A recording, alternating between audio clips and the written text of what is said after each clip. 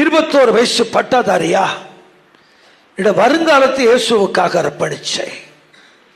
26 வயது இளைஞனாக எனக்குரிய ஆஸ்தி, செல்வம், பணம், வீடு, காரு எல்லாவற்றையும் கர்த்தருக்காக விட்டேன். 29 வயசுல திருமணமே வேண்டாம், எந்த பெண்ணுக்கு மனசும் கிடையாது, இதயத்தையும் கொடுக்க மாட்டேன், வாழ்க்கையும் கொடுக்க மாட்டேன், இனிய வாழ்வு இயேசுவுக்கு. அன்றைக்கு எடுத்த முடிவுதான் இன்று வர ஒன்று சொல்றேன். என் அருமை பிள்ளைகளை, இது வர வெட்கப்பட்டதில்லை, இனி வெட்கப்பட போவதும் இல்லை.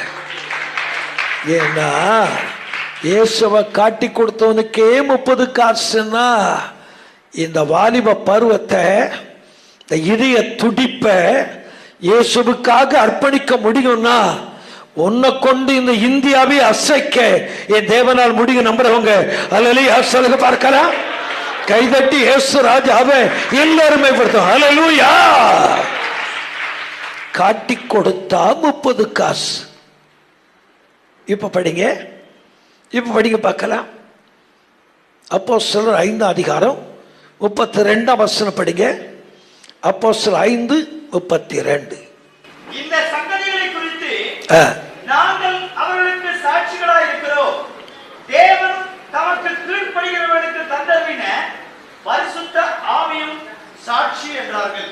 காட்டி கொடுத்தா 30 காசு.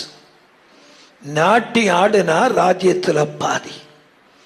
ஆனா இயேசுவுக்கு கீழ்ப்படிஞ்சா பரலோகம் கொடுக்கிற முதல் பரிசு அபிஷேகம்னு நம்புறவங்க அல்லேலூயா சொல்லுங்க பார்க்கலாம்.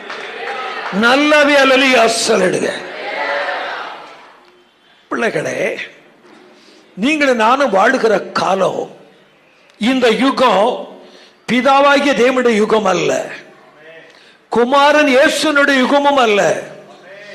பெந்தெக்கோஸ்தே நாளிலே என்றைக்கு ஆவியானவர் உலகத்துல வந்து இறங்கினாரோ, இது பரிசுத்த ஆவியானுடைய காலம் என்று நம்புறவங்க அல்லேலூயா சொல்லுங்க பார்க்கலாம். சோ தேவனுக்கு கீழ்ப்படிகளுக்கு தேவன் தம்முடைய ஆவியானவரை அளவில்லாமல் கொடுப்பார். நம்புறவங்க அல்லேலூயா சொல்லுங்க பார்க்கலாம். ஒண்ணு மறந்துடாதீங்க, விரும்புகிறவனாலும் அல்ல, ஓடுகிறவனாலும் அல்ல, நடுகிறவனாலும் அல்ல, நீர் பாய்ச்சுகிறவனாலும் அல்ல, பட்டயத்தினாலும் அல்ல, ஈட்டியினாலும் அல்ல,